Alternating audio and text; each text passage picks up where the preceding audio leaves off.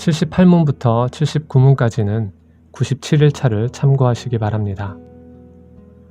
이것은 마치 세례를 받을 때에 죄가 씻어진 것으로 고백하지만 세례의 물이 죄를 씻는 것이 아니며 세례의 물은 단지 그리스도의 피로 죄가 씻음받는다는 것을 상징하기 위한 하나의 표지이며 그 사실에 대한 확증인 것과 같은 이치입니다.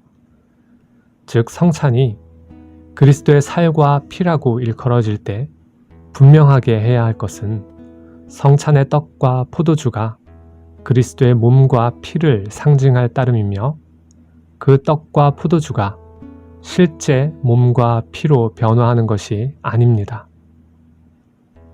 또 다른 하나는 요리문답이 이 고백으로 이단 천주교의 성찬론을 반대함으로써 개혁파 신앙을 확고히 한다는 점입니다.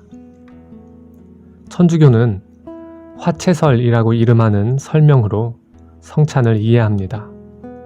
그들은 그리스도께서 성찬에 영적으로 임재하는 것이 아니라 떡과 포도주가 사제의 축성에 의하여 그리스도의 실제 살과 피로 변화하는 방식으로 임재하신다고 믿습니다.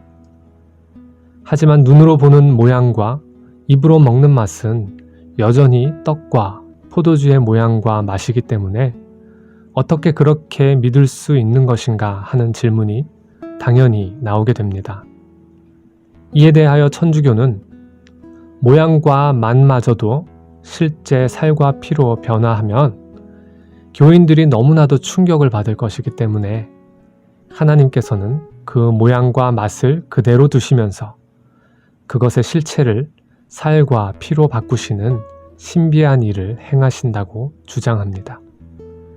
이러한 주장은 중세에 들어서 13세기 초 제4차 라테란 공의회에서 인정을 받았으며 16세기 중반 종교개혁에 반하는 천주교의 신학적 견해를 확고히 하기 위하여 모인 1551년 트렌트 공의회의 13번째 속회에서 다시 공인되었습니다.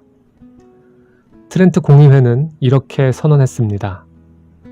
트렌트 공의회의 규범 및 교령 4장의 일부를 인용합니다.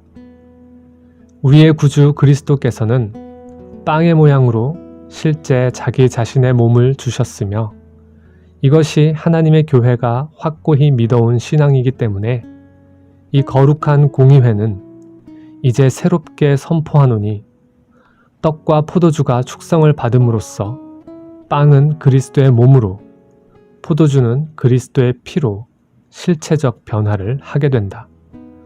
거룩한 보편 천주교회는 이러한 변화를 가리켜 알맞고도 적절하게 화채라고 일컫는다. 천주교는 이러한 화채설에 따라 떡과 포도주의 본질이 그리스도의 실제 살과 피의 본질로 변한다고 주장할 뿐더러 그렇게 변화된 떡과 포도주는 성찬 예식이 끝난 이후에도 여전히 그리스도의 실제 살과 피의 본질이라고 믿습니다. 따라서 천주교는 그렇게 변화한 그리스도의 몸을 나눌 때에 부스러기가 발생하지 않도록 주의를 기울입니다.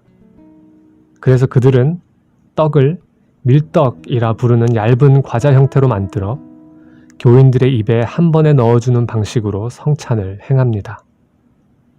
또한 그리스도의 실제 피로 변한 것이라고 믿는 포도주를 혹시라도 흘리는 일이 없도록 하기 위하여 교인들에게는 나누어 주지 않습니다. 그리고 설명하기를 밀떡이나 포도주 모두 그리스도의 성체이므로 밀떡만으로도 충분히 영성체의 효과, 곧 성체를 받는 효과를 누릴 수 있다고 합니다. 이러한 천주교의 화채설이 성경의 교훈에 합당할까요? 천주교는 화채설의 성경적 근거를 요한복음 6장에서 찾습니다. 여기서 예수님은 자신을 가리켜 생명의 떡, 하늘에서 내려온 살아있는 떡, 사람으로 먹고 죽지 아니하게 하는 것, 세상의 생명을 위한 내 살, 참된 양식, 참된 음료라고 말씀합니다. 이러한 말씀들을 인용하면서 천주교는 이 말씀들을 비유나 상징이 아니라 문자적으로 이해하여야 한다고 주장합니다. 그들은 그리스도께서 자신이 주시는 떡을 유대인이 광야에서 먹은 만나보다 우월하다고 말씀하셨다는 사실을 지적합니다. 너희 조상들은 광야에서 만나를 먹었어도 죽었거니와 이것은 하늘에서 내려온 떡이니 조상들이 먹고도 죽은 그것과는 같지 아니하여 이 떡을 먹는 자는 영원히 살리라.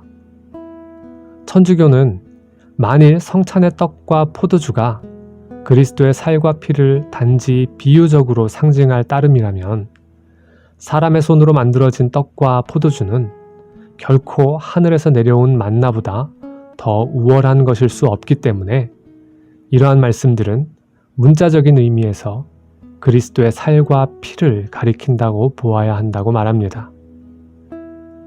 하지만 예수님의 말씀은 성찬과 관련한 직접적인 말씀이라기보다는 단지 간접적인 말씀이며 더더구나 그것도 문자적으로 그리스도의 살과 피를 먹고 마시는 것을 말하는 것은 결코 아닙니다. 본문을 잘 살피면 예수님께서 나는 하늘에서 내려온 산 떡이니 사람이 이 떡을 먹으면 영생하리라. 내가 줄 떡은 곧 세상의 생명을 위한 내 살이니라 라고 하시자 유대인들이 서로 다투어 이 사람이 어찌 능히 자기 살을 우리에게 주어 먹게 하겠느냐 라고 반문하는 구절이 나옵니다. 유대인들이 예수님의 말씀을 이해하지 못한 까닭은 예수님의 말씀을 문자적으로 받아들였기 때문입니다.